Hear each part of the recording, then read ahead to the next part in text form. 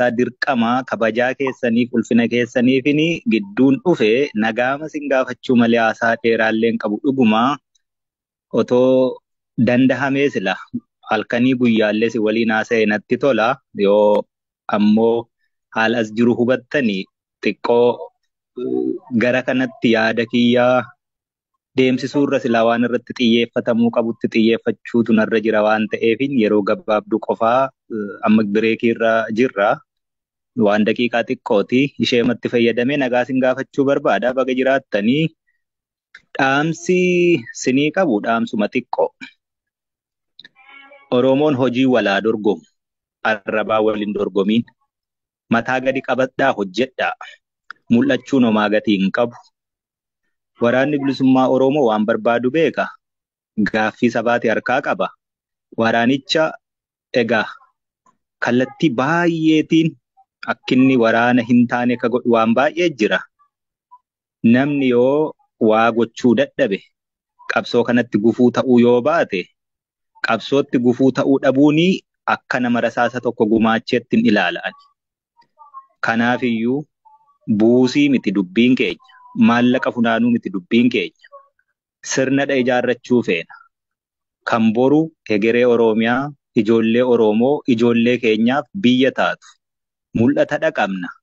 Mul'anni kun immoo akka qoosaatti galman ga'u gufuu baay'eetu dura jira. Gufuun kun immoo akka salphaatti hin ka'u wareegama guddaadha gaafata. Kanaafiyyuu Oromoon maallaqa qofaa irratti sammuunsaa qiyyaafatee yoo hojii hojjeta ta'e yeroo hedduu walitti bu'iinsa dhala. Ani gama koo yoo maallaqi haa hafuyyuu jechuutti hin jira. Isinummaan ijaarama. Looyerraa ijaaramu, ikoonomistiin haa ijaaramu, warri injiineraas haa ijaaraman, jaarsi haa ijaaramu, dargaggeessi haa ijaaramu, jaartiin haa ijaaramu akkas jechuutti hin jira. Ijaarsa kana keessatti immoo walitti dhufee abbummaan qabaachuu fedha waraana bilisummaa Oromoo irraa. Silaa qaamaan bira jiraadhee wareegama lubbuu, dhangala'uu dhiigaa, cabuu lafee kafaluu hin danda'u. Dafqan dafqee argadhu irraa immoo yoo lilmee tokkollee bittiifii ta'ee ittiin gumaacha ka jettan yoo ta'e immoo akka nun diignetti, akka nun xiqqeessinetti, akka wal nu nyaachifnetti sirnaaf tartiiba tolfanneerra sanaan nu gumaacha. Yoo sanaan gumaachuu ka hin barbaanne taatan immoo dhaaba tolfadhaa. Woboo qofaa miti haa baay'atu rakkoon qabu. Sabni guddaan kun yoo dhaaba baay'ee qabaate mormiirraa hin qabu. Maqaa woboon garuu daldalamuun qabuuni ejjennaa makoo yeroo hundumaati. Hanganaafin oduu gama diyaaspooraa kana dhiise. Ergan oduu dhiisee hojiimatti hin jira. Waraanni bilisummaa Oromoos hojiimatti jira. Namni yoo walii galuu dadhabee akka walii galuu hin qabnetti walirraa fagaachuu osoo hin taane walii galuu dadhabuu keenya irratti walii gallee walii beeknee taa'uun ni danda'ama.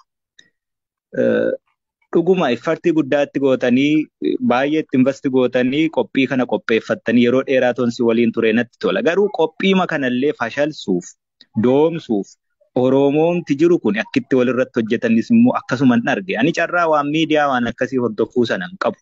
Ani hojii makootti hin oola. Amma immoo ergan as dhufee daqiiqaa 2-3 ennaan laalu waan akkasii faatu deddeema. Ela yaa Oromoo maallaqni miileenaan hojjennee argineetu bu'aasaas, fafasaas, tempteeshinii inni qabu sundumaa argineerra. Dubbiin maallaqa miti. Dubbiin qaanii gabrummaa bara dheeraa jala jirru jalaa bahuudha. Dubbiin bara waggaa 5, 10, 20, 30, 40, 50tti Oromoon eessa gahuu qabdii tarsiimoo tokko lafa kaa'achuudha. Bilisummaa arguu dandeenya ta'a, arguu dhiisuu dandeenya ta'a. Biyyi hin darbu, sabni hin darbu, dhaloonni hin darbu. Dhaloonni hin darbu ennaan jedhutti fufiinsa qaba walitti ejjaadha. Nuti immoo yeroo tokko ni dabarra. Leegaasii akkamii keenyeetu dabarra. Seenaa keessatti galmeen seenaa maqaa keenyaa akkam jedheetu qoraa. Isa kana haa ilaallu. Dhimma maallaqaan laaliina. Buusiin maallaqaa lilmee nuubitti yoo ta'e bu'aa qabdi. Achi keessatti isinis abbummaadha qabaattu. Kan kanarraa hafee waraanni bilisummaa Oromoo har'a 200 miti, 300 miti, 2,000, 3,000 miti. Kuni buusii isin buustan qofaan socho'uu akka hin dandeenye beektu. Buusiin isin buuftan suni abbummaa akka qabaattaniif qofa. Waraanni bilisummaa Oromoo bajanni isaa guyyaatti miiliyoonaanidha socho'a. beektu lakkoofsa isaa. Kun hundi rasaasadha dhukaasa. Hin nyaata, hin uffata, hin hidhata. Kanaaf iyyuu dubbiin maallaqa silaa otoo taate, maallaquma walitti qabachuu osoo taate, kara deemaa hundumaayyuu gabbaruun hin danda'a. Dubbiin maallaqa walitti qabachuu miti. Kanaaf tokkitti daandii kaayyanneerra. Daandii sanarra deemaa, wal tokkoomsa. Daandii sana dura immoo dhaabbachuu barbaaddu yoo ta'e, diinnuun nu dura jira rakkoon qabu. Wal hubannee ijaaramee waan biraa karaa kanarra Oromoon gaaffiin ishee galma ga'uu danda'a jettan itti amantan hojjedha. Waan baay'ee argeera. Dhaqaarraa hirmaadhaa jedhamee kan achii booddee garuu buusii immoo karaa keenya fidaa. Waraanni bilisummaa Oromoo karaa isa baasuu danda'u tolchate karaan biraa hannisummaaf barbaachise. Hanna sana nurraa dhiisa of danda'a. Yoo ka maraate jiraate wal ta'a maraatuu keessan hidhadhaa Oromoo. Yoo rakkate jiraate wal ta'a. Buusaa gonofaa qaba, aadaa qaba Oromoon. Oromoon beela'ee naman kadhatu wal gargaara. Hankanaachi gaachana sabaa ka ta'e kana silaa namni yoo maqaa isaa dhaga'u akka barbaadetti waan barbaade huccuu ofii ofirraa baasee kenna waan ta'eef ishee sana jala dahattanii waa gochuun gaarii miti. Namni mana kana keessa jiru hedduun isaa nin beeka. Committed.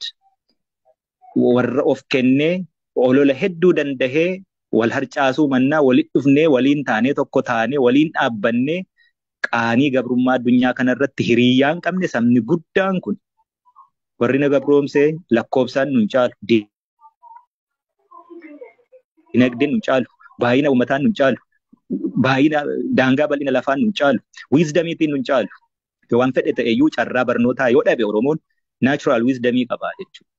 Kana hunda keessa dabartaniitu olola meeqa keessa dabartaniitu asitti walitti qabamtanii jaarmiyaa ABO utubuutti jirtan. Namni hedduun ABO hin beeknu jedha. ABO'nis WBO'nis numaa jechuutti jirra malee maqaa haaraa miti kun. ABO'n jaarmiyaa siyaasaati. Jaarmiyaa siyaasaa hawaasummaa, dinagdee, dippiloomaasii, waraanaan galma ga'uuf hojjetu. Sana keessaa sheerii guddaa ka qabu lafeetti cabee dhiigatti dhangala'ee lubbuutti dhabee ka sheerii guddaa taphatee galmaan ga'uuf hojjetu WBO. Kanaaf iyyuu WBO'n kontroolii ABO irratti qabaatee ABO ta'e malee wanti jijjiirame tokko iyyuu hin jiru. ABO'n beeku ennaa jettu WBO'n beekuu jechuudha. Waan biraa tokko iyyuu hin qabu. WBO'n beektan yoo ta'e immoo akka inni ta'uu danda'utu naan galuu jechuudha. Politiko militarii komaandii iddoo tokkotti dacha'ee karoora baafatee har'a eessa oola boruu eessatti socho'a waggaa 5, 10, 20, 30tti immoo Oromoo garamitti geessaa jedhee dhaaba hojjetaa jirudha. Mul'ata dhaqabna. Mul'anni kun kan inni galma ga'uu danda'u istiraateejii yookaan tarsiimoo hedduutu jira. Kanaaf dhiisaa waliin harcaasiina. Namni baay'ee odeessaama ture waggaa 3, 4, 5 dura sinuma odeessa. Wanti inni odeessaa ture ennaa waggaa 1 darbu, ennaa waggaa 2 darbu, ennaa waggaa 3 darbu gaaffa question godha, measure godha. Lafarratti nama hojjetu barbaada.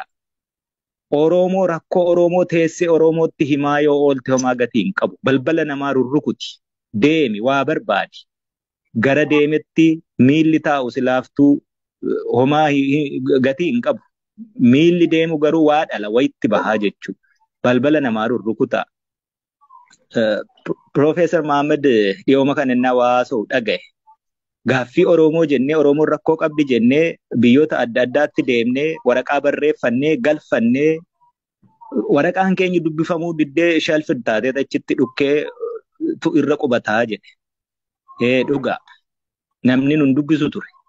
Akka Oromoo akka WBO'tti dhiisiiti akka Oromoottuu sabni guddaanii lakkoofsi isaa hammana ga'uuf lafa dachee hammana bal'attu qabdu suni akka sabaattuu hin beekamtu.